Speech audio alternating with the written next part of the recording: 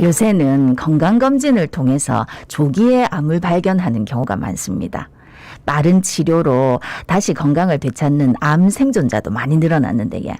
그런데 암 생존자가 다시 사회로 나가려고 해도 암 환자에 대한 편견과 지원 시스템이 제대로 마련돼 있지 않아가 어려움이 많답니다. 어떤 어려움이 있고 구체적으로 어떤 도움이 필요한지 같이 이야기 나눠보겠습니다. 예, 쉼표 서지연 이사장 전화 연결되어 있습니다. 이사장님 안녕하십니까? 안녕하십니까? 네, 안녕하세요. 예, 그 쉼표가 그 암 생존자들의 치료 이후를 도와주는 곳이다라고 들었는데 예, 쉼표가 네. 어떤 곳입니까? 소개 좀 부탁드리겠습니다. 네, 쉼표는 이름과 같이 암은 인생의 마침표가 아닌 쉼표와 같은 경험이 될 수 있는 사회를 위해서 설립되었습니다. 국내 존재하는 암 생존자뿐만 아니라 누구나 아플 수 있으니까 질병이 약점이 되지 않고 치료 이유가 걱정 없는 사회를 위해 시스템을 마련하는 역할을 해온 사단법인입니다. 예. 네네. 우리나라 같은 경우에 1년에 암에 걸리는 환자는 얼마나 되는지 또 완치하는 분들은 얼마나 됩니까? 가장 최근 자료인 2019년 국가암 통계에 따르면 한 해 국내에서 암이 발병된 인구는 약 25만 명에 달합니다. 우리나라 국민들이 기대 수명인 83세까지 생존한다고 볼 경우에 암에 걸릴 확률은 37.9%인데요. 예. 남성은 5명 중 2명, 여성은 3명 중 1명이 암을 경험할 것으로 추정됩니다. 암에 있어서 완치는 기준도 종류도 좀 다양하기 때문에 네네. 10년 이상 지켜봐야 하는 유방암과 같은 암도 있고 치료한 지 5년 이상 경과하면 통상 완치되었다라고 판단되는 경우들이 있습니다. 그래서 한 해 완치자의 수는 정확하게 말씀드리기는 어렵습니다만 지금까지 생존하고 있는 암 환자 수는 약 215만 명에 달합니다. 예, 네. 듣기로는 이사장님께서도 암에 걸렸다가 나았고 지금은 완치가 돼서 굉장히 활발하게 사회활동을 하고 계신다라고 들었는데 맞습니까? 예, 맞습니다. 저도 30대에 암을 경험한 암 생존자입니다. 네. 사실 이제 암 생존자분들 보면은 이제 이 치료 받으실 때 사실 치료가 너무 힘든 것 같더라고요. 네네, 맞습니다. 예, 그 힘든 치료를 이겨내신 만큼 또 의지도 대단할 것 같은데 어떻습니까? 그렇습니다. 특히 20대에서 40대 사이에 암 치료를 경험하는 젊은 층 환자분들은 네네. 자신의 사회적 역할과 함께 치료를 이어가야 하는 경우가 많고 의지도 굉장히 강하십니다. 흔히 2030 세대가 고민하는 연애, 결혼, 경력 이런 다양한 고민들을 하면서 치료도 적극적으로 받아서 삶을 이어가고자 하는 분들이 많으신데요. 네네. 최근에는 암밍아웃이라고 해서 암투병을 당당하게 밝히는 분들을 이야기를 하는데 네네. 이분들이 자신의 삶에 대한 의지를 SNS나 컨텐츠로 승화시키는 분들도 단체도 많아지고 있습니다. 네. 예. 그런데 이제 암 생존 후에, 암 치료 후에 구직 활동을 하려고 해도 좀 어려움이 있다. 그래서 지금 지원을 해주고 있다. 이런 얘기를 들었는데 어떤 어려움을 겪고 있습니까? 네, 사실 직장 내에서 아직은 아픈 직원에 대한 국내의 인식이 부정적입니다.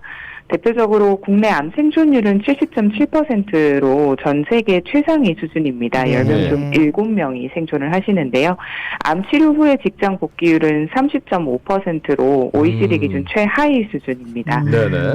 여전히 국내에서는 직장을 다니던 한 개인이 암을 진단받고 난 후에 휴복직이나 대응 가능한 매뉴얼도 없고 이게 자영업자인 경우에는 더욱 심각해집니다. 이렇게 부정적 인식이 팽배하다 이런 말씀을 좀 드릴 수 있고요. 국내는 최대 보장될 수 있는 법정 휴직 기간이 90일 정도인데 암 치료는 평균 6개월 이상이 소요가 되다 네. 보니까 예. 현실적으로는 휴직 기간도 충분하지 않아 복직도 어렵습니다. 휴직이 아니라 아예 네. 퇴사를 해야 되는 경우가 네. 많겠네요. 그죠? 네, 맞습니다. 더해서 해외에서는 보편적으로 시행되고 있는 상병수당, 즉 아파도 실 권리가 국내에는 제도적으로 전혀 보장되어 있지 않다 보니까 말씀하신 것처럼 퇴사를 한 이후에는 생계가 어려워지는 경우가 많습니다. 예. 네. 그나마 조금이라도 반가운 소식일 수 있는데 앞으로 이제 상병수당 시험적으로 운영해보고 도입할 예정이다라고는 하는데 지금 현재는 참 문제다, 그지야? 예, 맞습니다. 아유, 이렇게 직장도 잃고 열심히 치료를 받으시고 나면 사실 다시 또 이제 직장도 다니시고 사회복귀를 해야 되는데 네. 말씀하신 대로 여러 어려움이 있는 것 같습니다. 그래서 쉼표에서는 지원을 해주신다고 하는데 어떤 지원을 하고 계십니까? 네, 쉼표는 그래서 사회적으로 인식이 마련되기 위해서 제도적 개선이 시급하다는 판단을 했습니다. 예. 그래서 분기별로 암의 사회학이라는 보고서도 발간하고 있고 포럼이나 토론회를 열면서 사회복귀의 필요성에 대해서 인구 감소 문제와 청년 및 여성 일자리 문제와 연결시켜서 공론화해오고 있었습니다. 네네. 그 외에는 기본적으로는 가발을 지원을 해드리는 부분이라든지 또 기업으로 복직하기 위해서 저희가 소견서를 작성해드리는 부분이라든지에 지원을 해드렸습니다. 예. 뭐 여러 가지 지원을 하고 있다. 실제로 쉼표를 통해 사회로 복귀하신 분들 뭐 사례가 좀 있을까요? 어떻습니까? 암을 진단받으셨던 한 30대 환자분 사례를 들려드릴 수 있을 것 같습니다. 예. 치료기간 휴직을 하셨고 복직을 하는 과정에서 쉼표와 함께 해주셨는데요. 예. 저희는 의료진의 진단서와 그리고 환자 개인의 상태에 대해서 충분히 상담을 한 다음에 네. 필요한 근무 배려사항을 문서로 작성해 기업 측에 보내드렸습니다. 네네. 그래서 해당자분께서 회사 측에 향후 1년간의 치료 계획과 진료를 좀 상세히 작성을 해주셨고 당분간 뭐 야근이나 출장에 대한 배려가 좀 필요하다 등의 설명을 좀 작성해 보내드렸는데 네네. 이게 회사에 잘 반영이 되어서 좀 단계별로 배려가 기반이 된 복직이 가능하게 되었고 지금은 복직하신 지 2년 차가 되어서 더욱 회사 생활을 적극적으로 하고 계신다고 전해주셨습니다. 사실 회사 입장에서도 이 사람이 뭐 아픈 것 같긴 한데 구체적으로 어디가 어떻게 아프고 얼마만큼의 배려가 필요한지 어느 선이 필요한지를 모르는 상태에서 그러니까 구체적으로 이렇게 나열해주면서 이렇게 해주면 된다라고 네. 얘기하면 회사 쪽에서도 신뢰할 수 있고 또 서로 어느 정도의 그 업무 분장도 좀 할 수 있는 부분이 있겠네요, 그죠? 네, 맞습니다. 예. 근데 이제 주변에서 잘 몰랐는데 자기가 이제 암이어서 치료를 받았다 이렇게 얘기를 하면 이제 그 다음부터 방금 말한 거랑 연결이 되는데 내가 어떤 식으로 배려를 해야 되는지 이렇게 아는 척을 해야 되는지 그게 좀 그렇죠. 어렵더라고요. 네, 근데 맞습니다. 실제로 암 생존자분들이 이제 사회로 복귀했을 때 이 시선이 가장 힘들다 이렇게 말씀하신다면서요?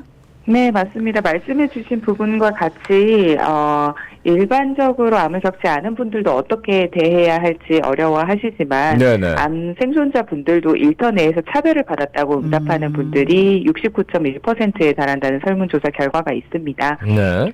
대부분이 암 환자였다는 이유로 중요 업무 참여나 능력 발휘의 기회를 상실했다고도 밝혔는데요.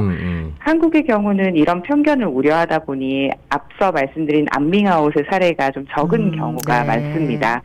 실제로는 일반인들 중에서도 4명 중 1명꼴로 암 환자의 경제적 활동 복귀를 반대한다는 결과의 설문조사도 있었습니다. 예. 체력의 한계나 병가를 자주 쓸 것 같아서 등의 편견 때문인데요.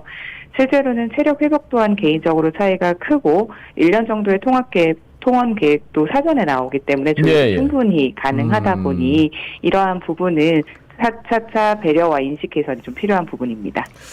그러게요. 지난달 29일이죠. 암관리법 일부 개정 법률안이 통과가 됐다고 들었습니다. 이게 어떤 겁니까?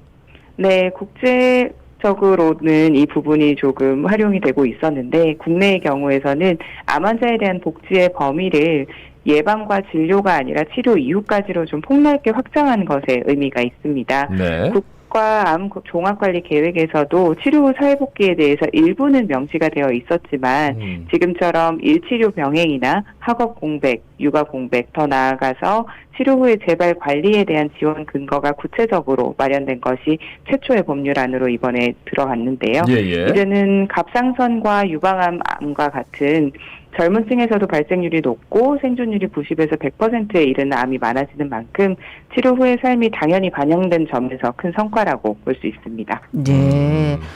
그렇다면 이제 실질적으로 어떤 사업이 필요하다고 보십니까? 국내에서도 현재 사업들은 존재합니다. 암치료 이후에 생존자를 대상으로 하는 암생존자 통합지지센터라는 보건복지부 사업이 있는데요. 치료 후 일상복귀를 돕기 위한 기본적인 교류의 장이 제공되고 있습니다. 부산의 경우에는 부산대학교 병원에 위치하고 있고 그 외에는 전국 지역별 거점 병원에 위치해서 운영되고 있습니다. 하지만 이 부분은 젊은 층 그리고 사회활동을 병행해야 하는 연령층에서는 물리적으로나 심리적으로 접근성이 좀 낮은 편입니다. 네네. 때문에 좀 더 접근성이 넓을 수 있도록 여러 부처가 좀 협력을 해서 여성인력개발센터나 취업지원센터, 보건소 등 다양한 곳에서 연령별, 상황별로 고용, 육아 등 전문적인 서비스가 제공될 수 있도록 폭넓게 도모할 수 있어야 합니다. 네, 뭔가 정보를 줄 수 있는 곳이 좀 한정돼 있군요, 지금은. 네. 그 정부와 부산시에 바라는 점 마지막으로 좀 한 말씀 해주시죠. 짧게 부탁드리겠습니다. 네, 부산은 특히 암에 관해서 자유로울 수 없는 도시입니다. 초고령 사회를 직접 마주하고 있는 도시이자 암에 대한 발병률, 사망률, 회피 가능 사망률까지 인구 대비 모두 1위인 도시입니다. 하지만 부산에서는 이에 대한 연구조차 그간 제대로 이루어지지 않았고 역외로 유출되는 환자 수도 연간 57만 명에 달합니다. 이제는 시민들의 건강관리 차원에서라도 폭넓은 연구와 의료 경쟁력 강화가 필요한 시점입니다. 네, 네. 말씀 잘 들었습니다. 고맙습니다. 고맙습니다. 네, 감사합니다. 네, 지금까지 쉼표의 사지연 이사장이었습니다.